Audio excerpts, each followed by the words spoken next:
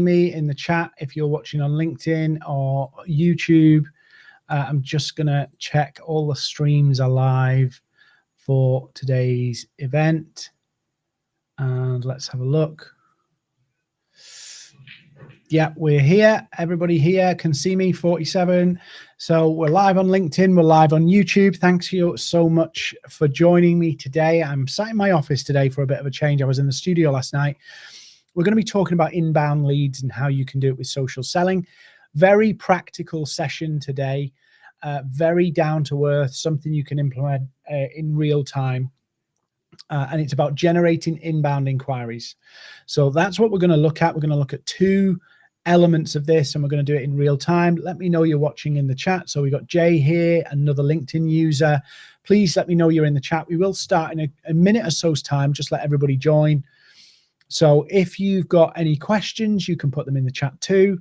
But we'll start in 1 minute. You need notepads and pens because we're going to do this in real time. I'm going to do the demos of this on LinkedIn, but they'll work across all the social media channels in terms of generating leads. Two really simple strategies you can do. That's not pushy. Hi, Paul Bingham. Hi, another LinkedIn user. I'll flick to LinkedIn and see people there as well.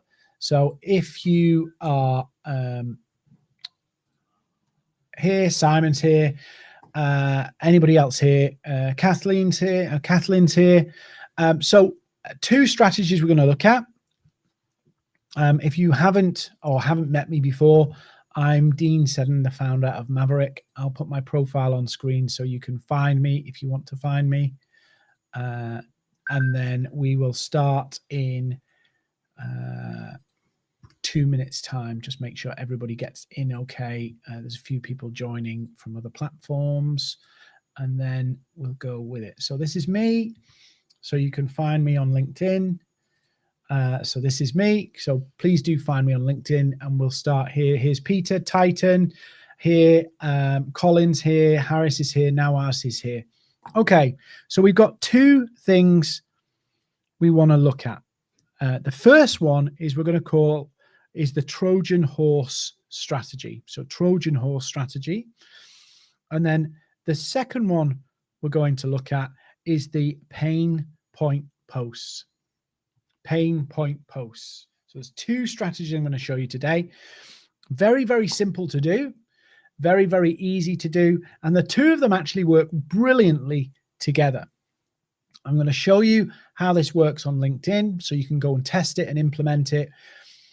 It's, how can I put it? It's a part of the picture of social selling, but it's in a fundamental part that you can leverage without messaging or direct messaging anybody. So not, you know, it still involves work, like most things. Generating leads, it involves work, but this is a way to generate very warm leads and not have many tire kickers. So if you're all ready and watching, I'm going to do them in real time, but I want to explain what they are first. So number one, let me just put my screen up so you can see me on LinkedIn, and then you can come find me. Oh, what's that background? Let's just sort this out. There we go. So this is me on LinkedIn if you want to come find me. So number one, and feel free to ask the questions in the chat, by the way, ask the questions in the chat. So one of the key things, the fundamentals to this, before you try and get inbound leads, is you have to find people with a need for your product or service. So we have an exercise we tell everybody to go through, which is to find and define your value proposition. Now, the value proposition is an important thing for you to understand, but it's more important for your customers and prospects to understand it. The reason why they need to buy from you. The reason why they need to buy from you. So, I've got an exercise. If you DM me on LinkedIn and ask for it, I'll send you the exercise of how to find it and how to define it. But what we're looking for, this is what we're really looking for. And this is the the key to unlocking inbound warm leads. You have to know if your customer needs your benefits and outcomes from your product or service, if that's the outcomes, you have to understand the frustrations and challenges and annoyances and all of those things to do with their current reality, the pain points, the symptoms and the consequences of not having your product or service.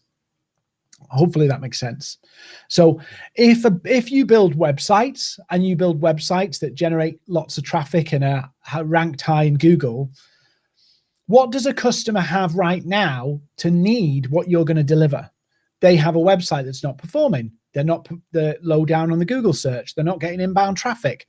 These are the things, the current reality that you need to understand about your prospects so that you can show them that if that's their reality, they're the struggles and the frustrations that they've got, you can help them get to a destination where that problem is resolved, fixed, and they're now receiving the benefits of your service. Hopefully that makes sense. Everybody got me there? Thumbs up in the chat if you get that, or comment on LinkedIn if you just get the basic principles of why you need to know your value proposition in a way that's relevant to the customer. So what's the benefits of your services? What's the pain points that the customer's living with? You cannot be generic and generate leads. It just does not happen. So if you've got a base of customers or a base of prospects that's struggling with this issue and you sell something that can fix it, it's so important that you nail that down as real world scenarios as you can. Roger, Paul Bingham. Perfect. Great. So I'm going to show you two strategies which rely on that premise, and I'm going to change my LinkedIn to do it. So you can, if you want to, you can go to LinkedIn and leave this playing in the background and you can see me do it as well. But here's strategy number one, which is the Trojan horse. Now, this works on any post, anywhere you like. It's a great way to generate inbound interest in what you do. So the first thing you have to do this, particularly for LinkedIn, is change your headline. So number one, we're going to change our headline. So I'm going to put something in here about the pain and the outcome.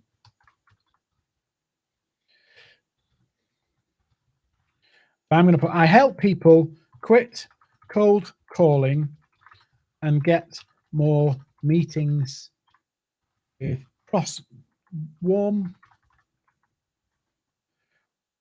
prospects. Instead. That's quite a good headline I've just made up there. I quite like that one. Oh, if I could say quit, right? I might go, why don't you quit cold calling and get more meetings instead? So I'll put that in as my headline. So there we go. Why don't you quit cold calling? Oh, I spelled it. Dean, what are you doing? There we go. Let's get rid of that. Why don't you quit cold calling and get more meetings with prospects instead? So I'm just going to put that title on there. I could also put in, quit cold calling. Why? Because that's probably the current reality of my prospects. I'll help you quit cold calling and get more meetings with prospects instead. So that's what I'm going to put up as my headline. I've put it up. I'll help you quit cold calling and get more meetings with prospects instead. Tick. So I've done step one of this. Really simple. My headline now represents a pain or a frustration or an annoyance and an outcome. Pain, outcome, pain, outcome. They work together, and those two together showcase to the customer and the prospect the value of you, the value of your product, the value of your service. Those two things together. So I've just changed my headline, and now what I'm going to do is I'm going to start prospecting.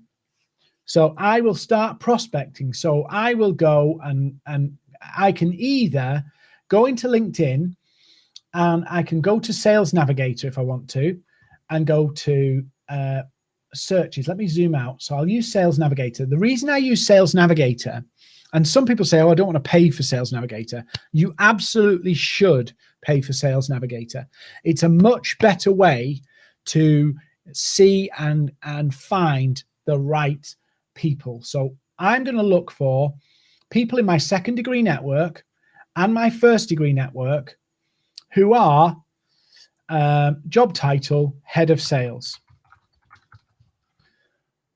So I'll pick head of sales and I'll pick head of business development. And then I'm going to pick my industry. Don't worry, you don't have to send a single connection request to do this.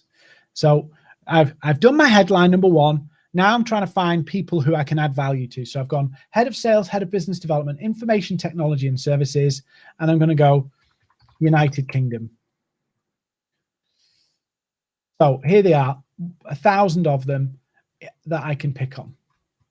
So there's 1,000 people who meet my target client, and on here, 576 of them have posted in the last 30 days. So these are the people I'm going to generate organic inbound leads from. So what do we do here? Changed our headline. When I comment, so I'm going to go onto Steve's post here, and I'll do this as a demo. And I'll look at his post here. He posted this 2 weeks ago. And he's advertising an event. So I could like this event, but actually I could comment on this event as well. Sorry, I missed it. Is there a replay at? So what I'm strategically doing here is I'm commenting and mentioning on prospect's profile. I'm not promoting, I'm not putting ads up, I'm not doing any of those things. But what I'm doing is I'm actively and proactively commenting on people's posts.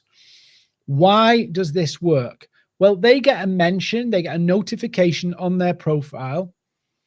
Amanda, this is LinkedIn. I'm going to show you how this works on Facebook in a second too. So Kathleen, if you want to get inbound leads, you're going to get more inbound leads from a profile, but you can do it on a company page, and I'll show you that in a minute too. So number one, I am engaging with the people about their content, no sales pitch. So when Steve looks at this, he'll get a notification that Dean Seddon has mentioned him in a post, and he'll see my headline. And so he'll see Dean Seddon helps people quit cold calling and get more meetings instead.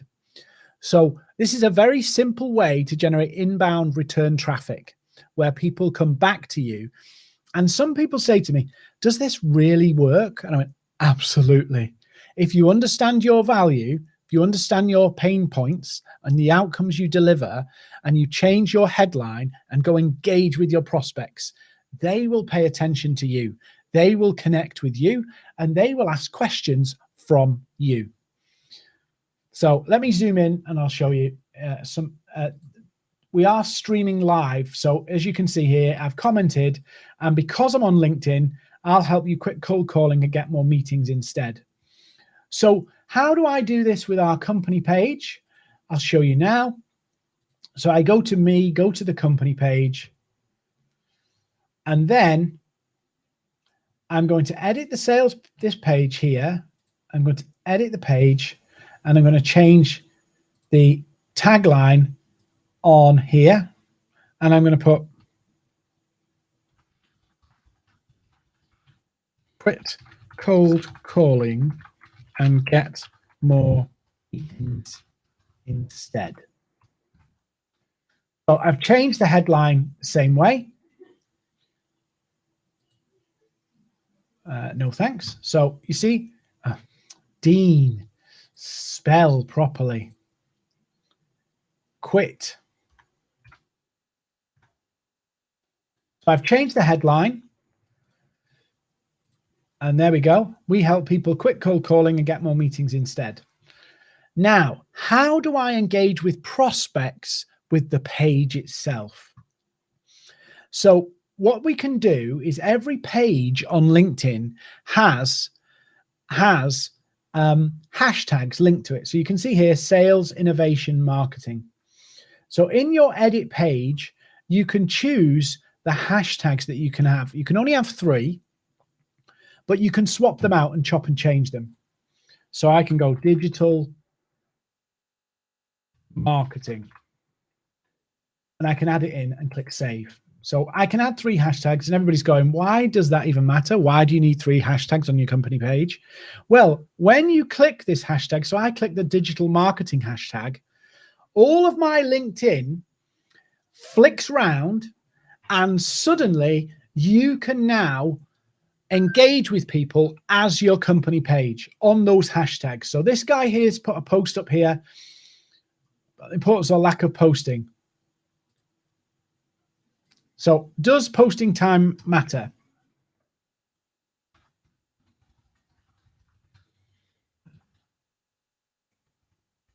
Main reason to post at specific times is to gain as much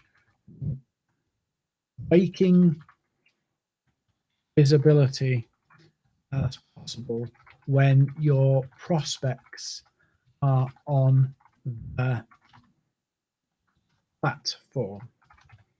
Comment. What's going to happen here?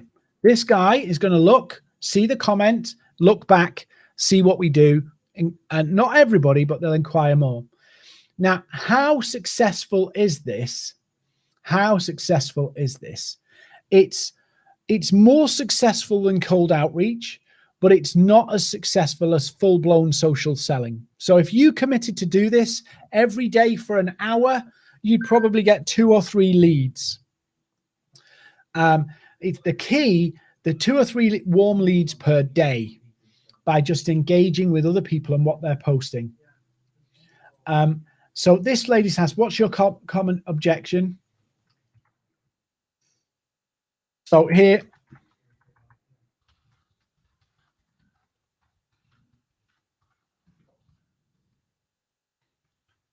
let your prospects speak and explain their situation.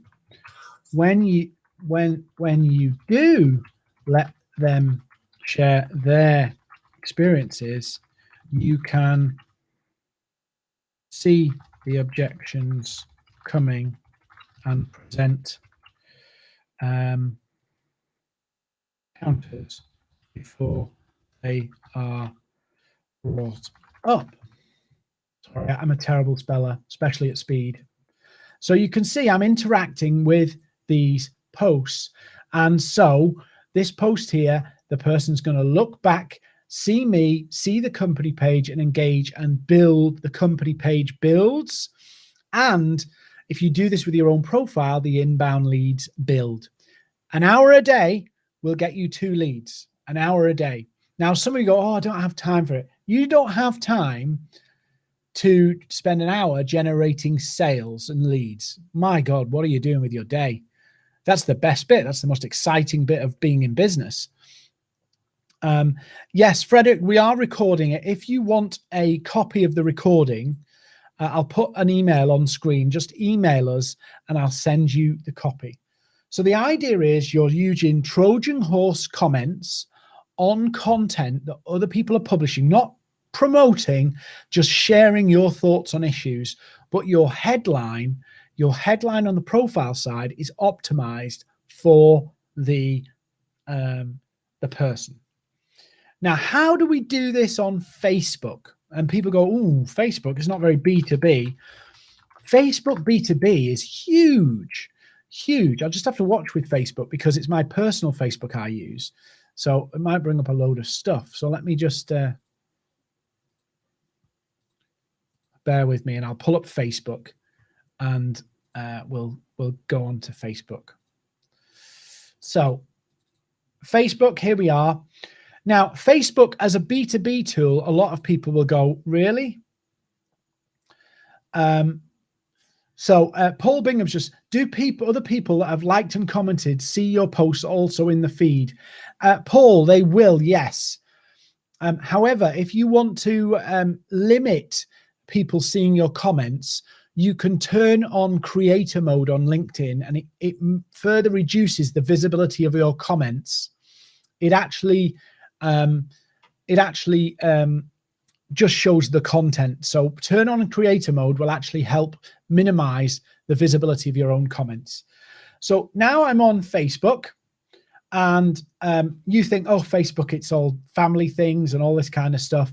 Well, in Facebook, you've got groups. So groups are a thriving space. So if I go into marketing here and I search marketing, there'll be tons of Facebook groups about marketing. Cheapigaloo, I think that's how you say it.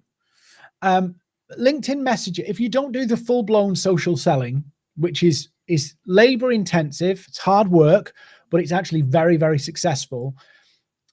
DMs don't work. If you don't go full-blown social selling, it's very ineffective. And actually the comments will work better for you. They'll work better for you in the short term because it's something you can do instant and quick, and you can do it with people whether you're connected or not. So you can do it with anybody. So when I go onto Facebook and search marketing and go down to groups, I can see all the different groups here that are available.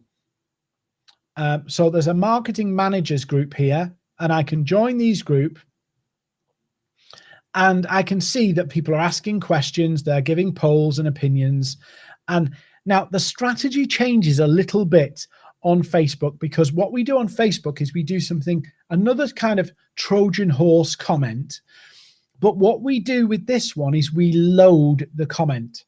So if I look at Facebook and I'm in a marketing manager space, I'll be looking for people who are posting things, so I can share an opinion which also has a loaded, not promotion, but a little bit of twist about how we help people. So this person's asking about Facebook ads.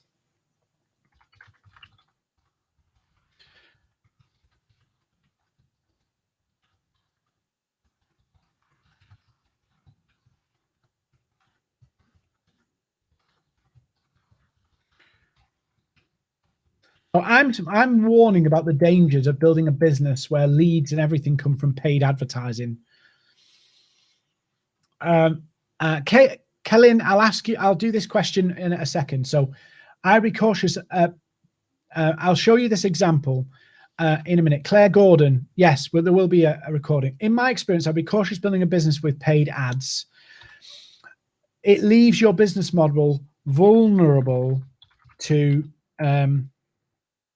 costs and visibility you will struggle to control, and you'll be at the mercy of a platform which can change.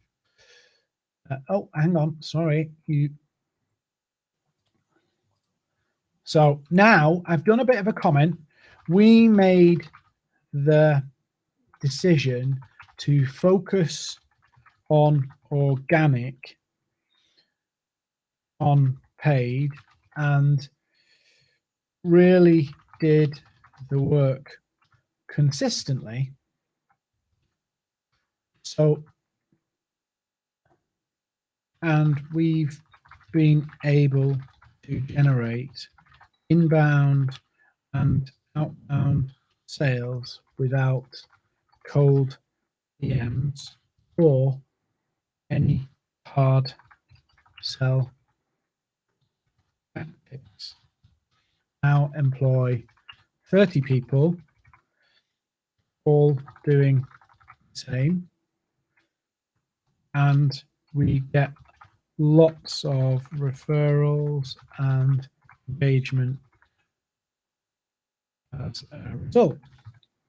So what I've done with this post here, this comment here, is I've given an answer and an opinion, but I've actually tilted it a little bit to showcase what I do and how I do it. In other words, that I can generate sales without spending any money. I can generate sales without cold calling. I can generate sales without pushing or pushing hard on people or hitting people up. I can just do it. So these are loaded Trojan horse comments because they're answering the question, but they're actually loading it up without a promotion, just saying more. Yes, Bukola, I think it's Bukola, hi@maverick.co.uk if you want the recording.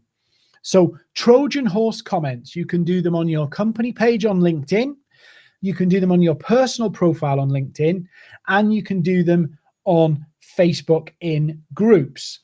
And what you will find is people will like and reply and comment to these too. So Kaylin's asked a question here.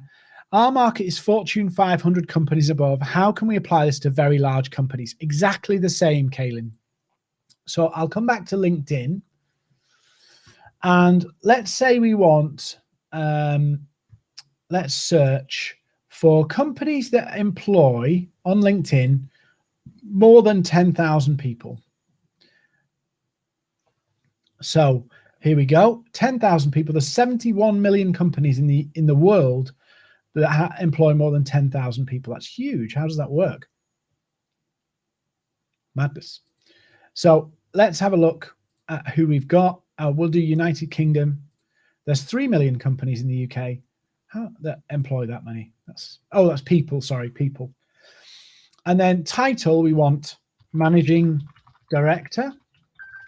Let's have a look for managing directors. There's 16,000 managing directors in companies that employ more than 10,000 people. 16,000.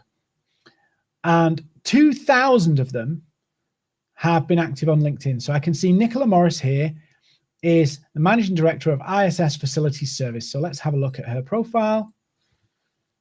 And let's look at what she's been engaging with the content. So let's make a piece of content.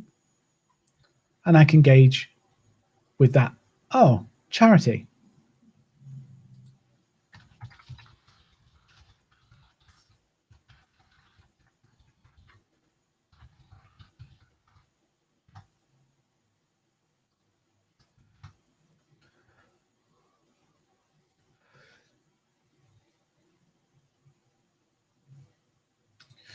So gift aid is a brilliant scheme.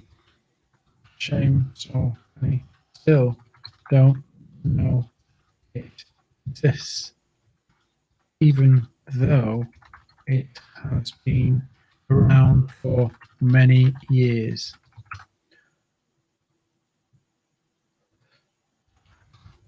So nothing loaded. Done. Next one. And I could do this on a regular basis with key prospects. So not just a once off, but 3 to 4 times over a period of time. And I will gain interest with anybody at all different levels. Now, the beauty of doing it on LinkedIn is when you do it on LinkedIn and you check your profile views, you actually find that some of the people who you've engaged with actually come back and look. And so that's one of the key real successes of doing this, is that you can actually track, because they go, who's this Dean fellow who's liking and commenting on my post? Who is he? And so quickly you're building up relationships with people who are your target customers, and your headline tells them exactly what problem and what challenge you can fix. Do it enough times, 3 to 4 times per person, you'll have inbound leads. Very, very simple. Yeah. And you never have to send aggressive, pushy, buy my stuff messages. Now, this is just a sliver of what we call social selling, but it's one way to do it where it all comes your way.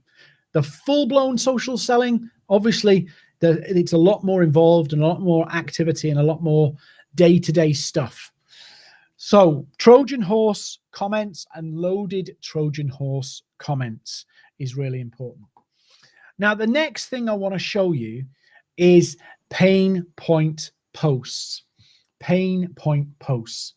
So I want to show you a post that I use on a regular basis, and I'll explain why it works. And I'm going to posted by me. I'll just pull up the post.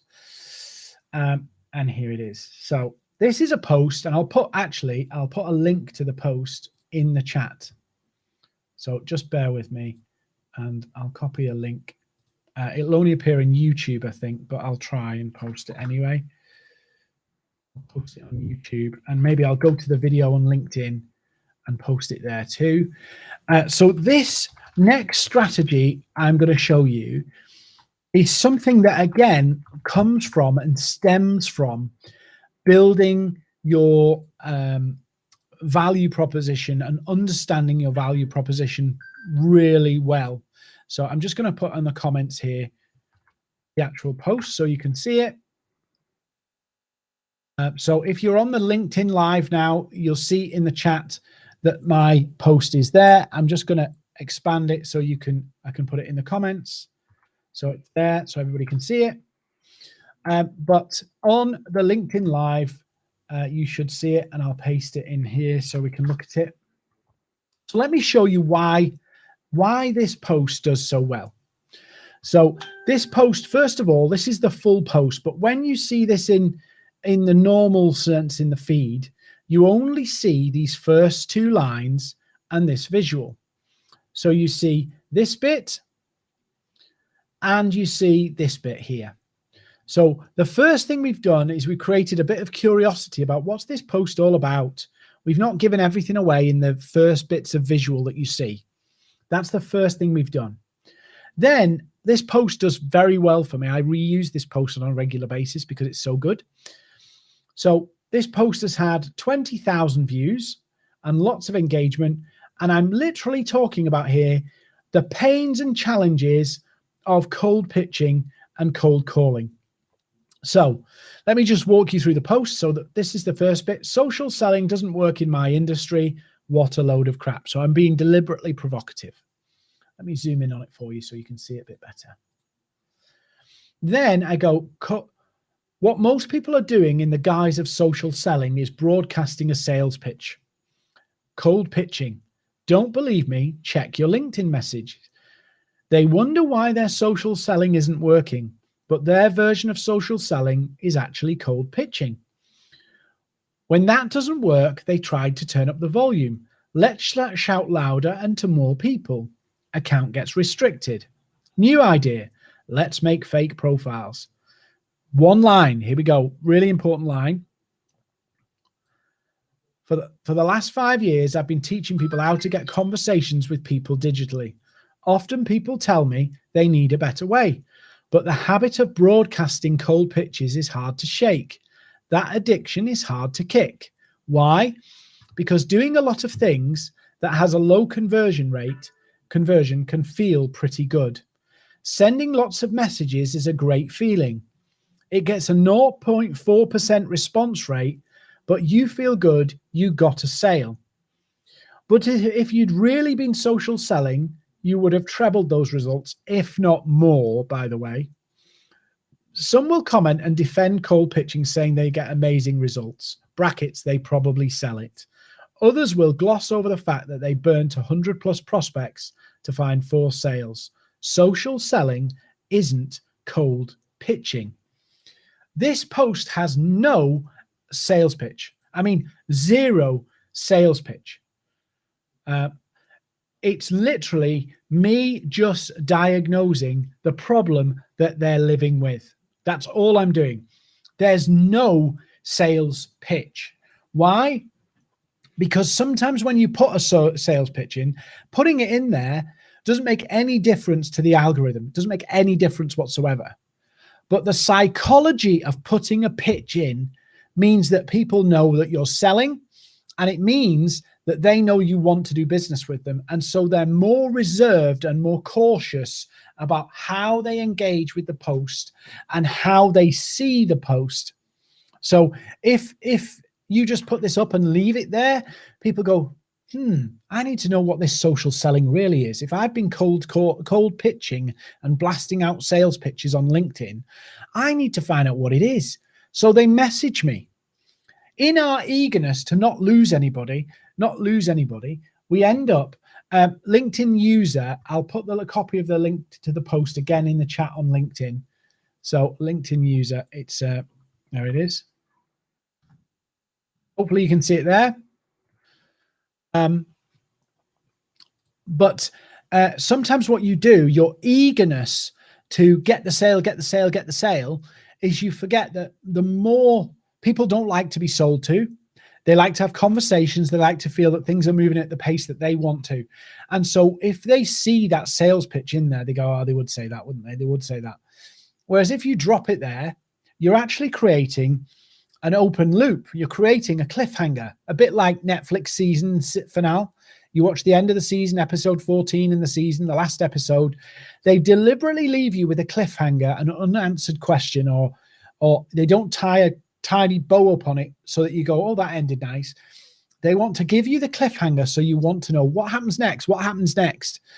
And that's what this is about. Sales and lead generation and marketing is not about giving people all the information. It's about giving people enough information to move to the next stage, to create enough curiosity. They say, let's talk more, let's go further, let's move past to the next one. So somebody's just put in the chat, can you email them? You need to email us, I'm afraid, just because this chat disappears after the live. So I'll put the email on screen if you want a copy of it. So lead generation posts, how many can you do in a week? You can do maybe 2 a week, tops, 2 a week. And this is where we come back to the key thing of generating leads, is understanding the current reality of the customer. Now, I have a diagram of this. Let me pull it up on screen for you and you can see it. I'll just flick here because it will really help you understand how this works. So this is fundamental to any form of lead generation, any form of marketing. Somebody said this really works. I've tried it. It does work. Hands down, it works. But this is where you have to understand the way sales work and the way customers work. Now, I've broke it down into 4 stages, 4 key stages: problem aware, outcome aware, decision to change, solution, purchase. So when we get through these stages, if we think on the right-hand side at the solution stage, the most extreme version of this is a tender, an RFP, an RFQ, all of those kind of competitive processes. We get 3 quotes. That's where that competitive phase is. This is what we're looking for. This is the criteria. Now we need to find somebody to do it. So we're looking for an SEO agency. These are what we're looking for. This is the experience we're looking for. This is the type of company. We're looking for experience in this particular industry, blah, blah, blah, blah, blah. Very competitive process at that far end. The most extreme being a bid process. Now, not everybody buys at that stage. Some people do. That's the reality. Some people do.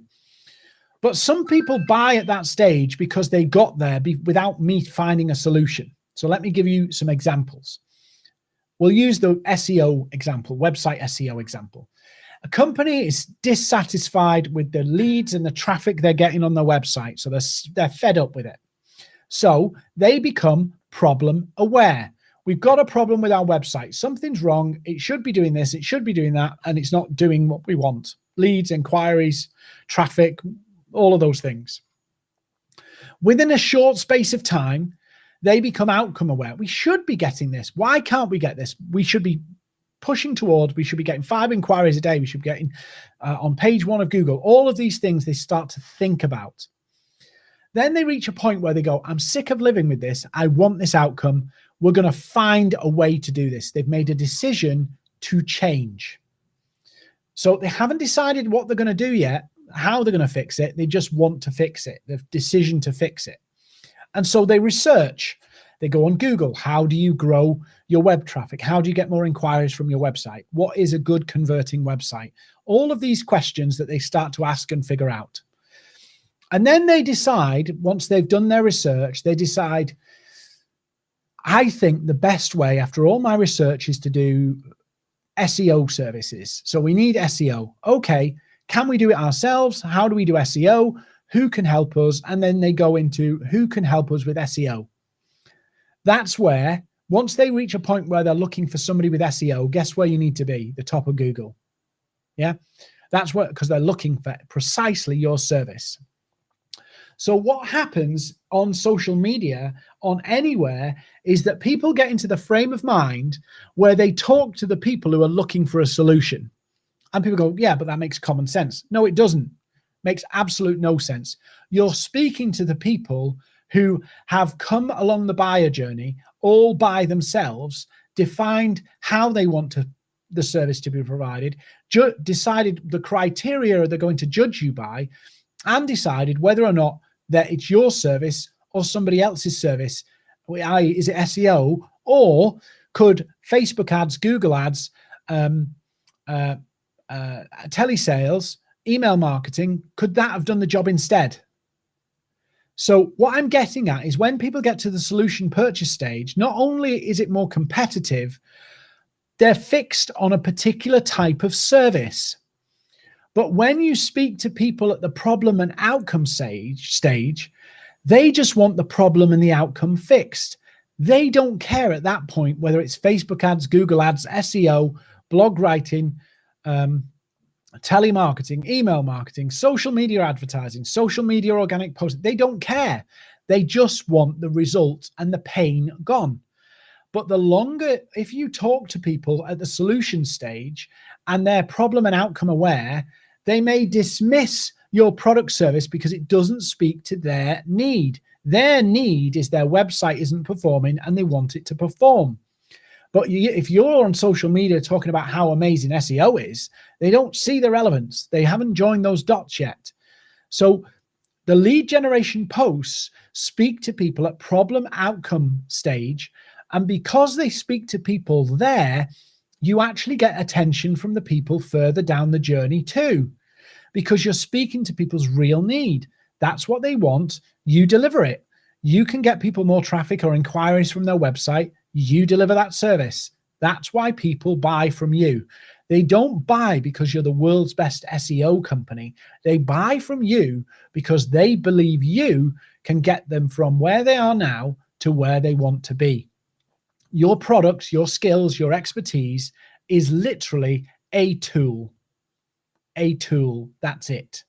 And if you've been in the marketing and advertising world, if you don't deliver, your customers will dispose of you as quickly as they hired you if you can't deliver an outcome against their problem. So the lead generation posts are all about talking to people's problem and highlighting a better way of doing it or an outcome.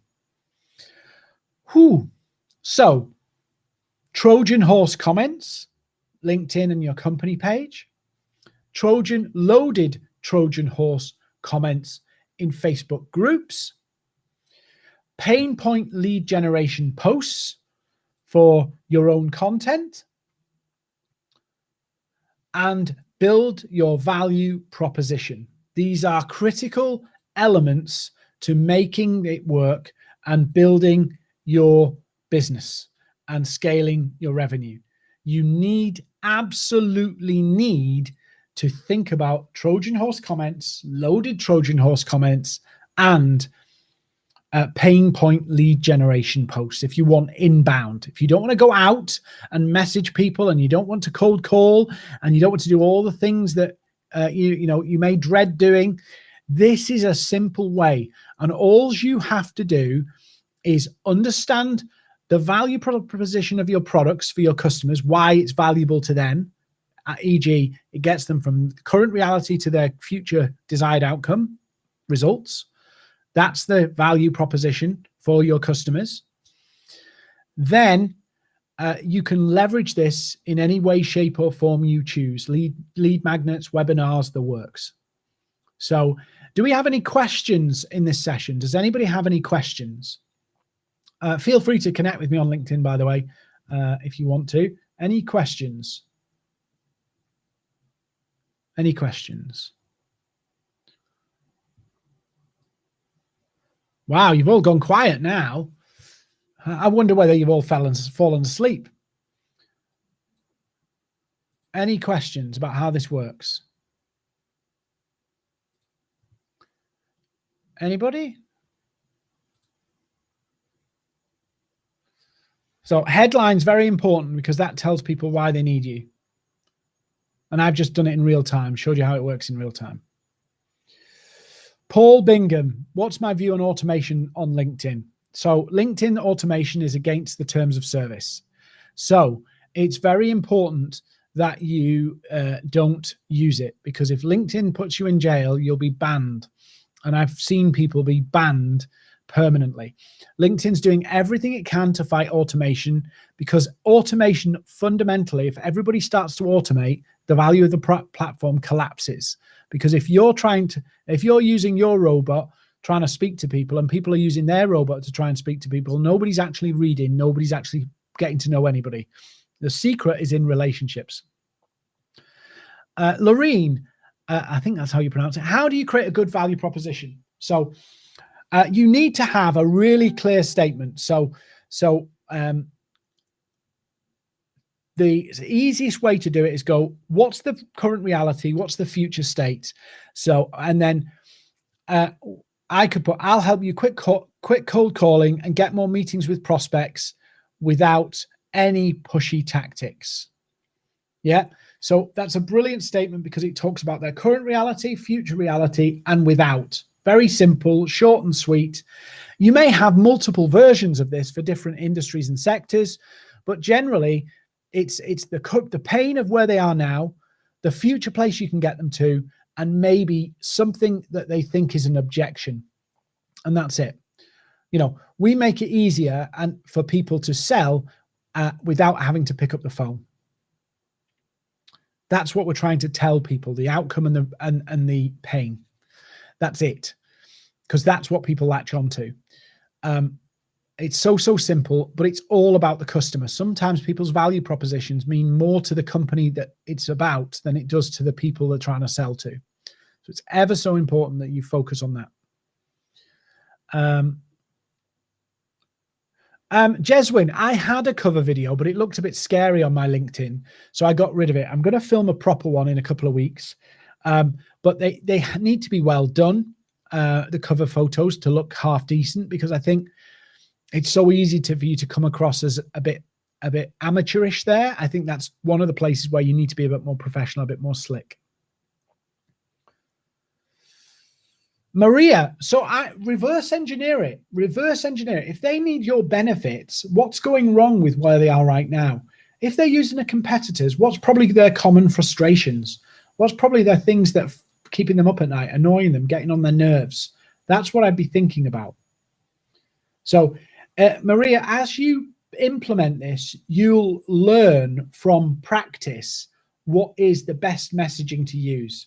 One of the reasons I advocate people posting every day on LinkedIn is because you can learn as you go what your audience responds to and the key messages. Some people spend months and months and months building messaging documents, and then they get to posting them and don't even know if it's even working. I suggest you field test. I'm a big proponent of field testing. So in other words, you come up with a working idea, you implement it and test it. And if it fails, it fails. But most of the time it doesn't fail. It just doesn't work as well as you'd hoped. So it's worth iterating. So I'm an iterative in the way I do things. I field test it, minimum viable product or minimum viable method, and then I launch it, and then I improve it and improve it and improve it and improve it. Apparently it's called an agile methodology. I didn't know this, but that's how I work. I implement and improve as I go.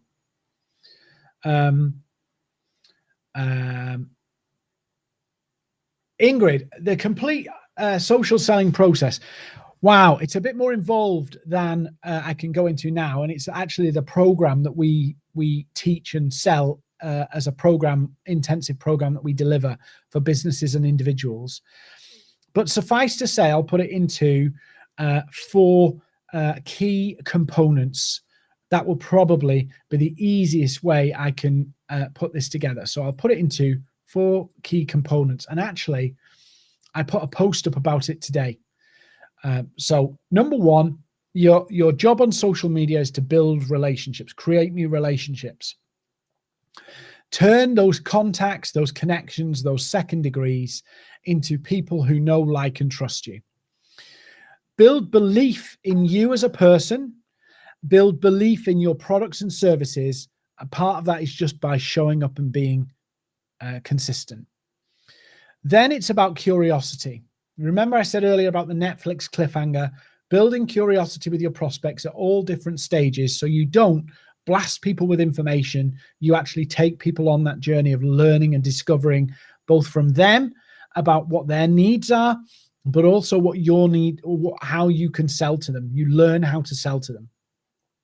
So curiosity is a big tool in social selling. And then finally, it's using mechanics of those relationships and belief in the curiosity to actually book people into meetings. What most people forget on LinkedIn, on any social media platform, on email, you're not selling your product. You're not selling your service. It's not about them at all. It's about you creating curiosity that that person wants to know more and sees that you are worth the investment of their time. So if you want 30 minutes from a senior decision maker, it's not going to be about the greatest email explaining your features of your product. That's not where it's going to come. It's going to come from either relationships or creating curiosity. It's the only way it works. Curiosity or relationships is the only way you get meetings. Only way.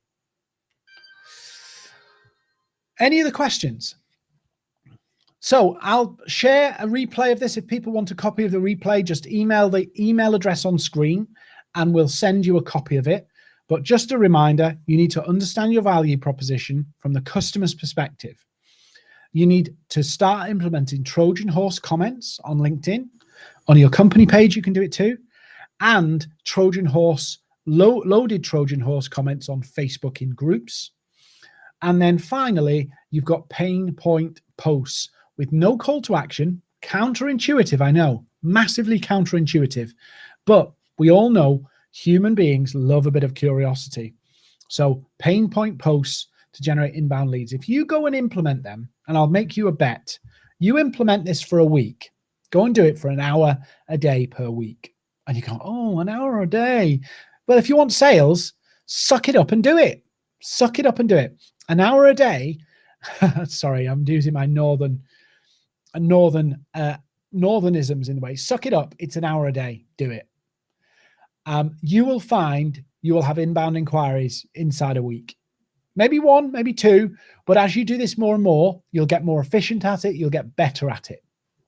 So, Jeswin, thank you so much. Best hashtags on LinkedIn. So, final question, and I'll sign off. Best hashtags on LinkedIn are the ones your customers are following. So number one, use the hashtags your customers are following, which could be things like hashtag marketing, hashtag finance.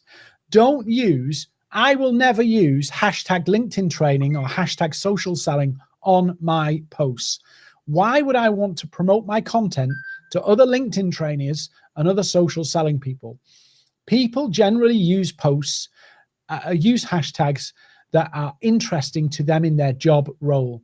So if you're in social selling, you'll follow social selling. If you're in marketing, you'll follow marketing. If you're in finance, you follow finance.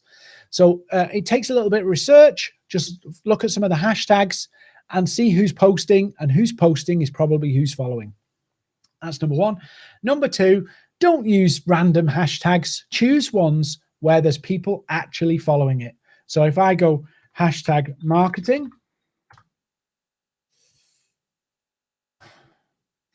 click it,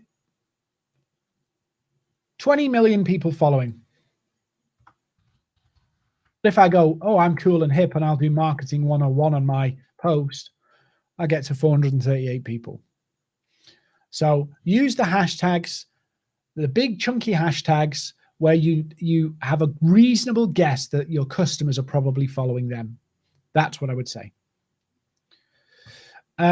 Lorene, yes, Lorene, if you just email the address on screen, we'll send you a copy of the replay for today's session. If you've got any questions, please, Paul, I'll answer your question in a second. If you've got any questions, please do come and find me on LinkedIn. Takes me a little while to get back to all my messages. As you've seen, they've gone up while I'm already here. Paul's just asked how many hashtags per post. So I'll be straight with you, Paul. There's no fixed rule, but what we have noticed is that LinkedIn only indexes three. So if I look at a post that I've done, so let me just go on to and paste this post. Yeah, so look at this URL here for this post. Yeah, hopefully you can see it. Let me zoom in. Oh, it doesn't zoom in, but you can see here it says deanseddon.com _ business _ leadership _ sales. Right, let's have a look at the post. Let me zoom out because it's gone really big now. Right, so this is the post, business _ leadership _ sales. They only index 3. So I've not seen anywhere where adding more than 3 increases the reach of the post. I see some people putting like, I was going to swear then, a lot of hashtags in their post. Makes no difference, absolute no difference in terms of reach. 3 are the only ones that are indexed. So we say just use 3, just use 3. Apart from the fact it looks tidier, it looks neater, it looks better, it looks a bit desperate if you're filling your post full of hashtags. Any more questions? Oh, Deborah, if you could email us, just because the chat messages disappear after we end the live, we will send it to you, or message me on LinkedIn and we'll send it to you. So just a reminder, an hour a day, you do this on LinkedIn, the company page, pain point posts. You do this and you'll get leads and then you'll get better. The first week might be a little hit and miss, but you'll get something from it. But work it, and it will work for you. One final thing, if you've enjoyed this training and we're connected, I'd love a recommend on my LinkedIn profile. If you're watching on our LinkedIn pages or YouTube, please do give us a thumbs up and all that good stuff that helps the algorithms. I know it's all little things, but it actually makes a big difference to us. Really appreciate that. And, you know, if you meet somebody who's struggling with social selling and selling through digital channels, do mention our name. But other than that, thank you so much for watching. Hope you got value, and hopefully see you on LinkedIn if we're connected or if you want to connect. Thank you for watching, everybody.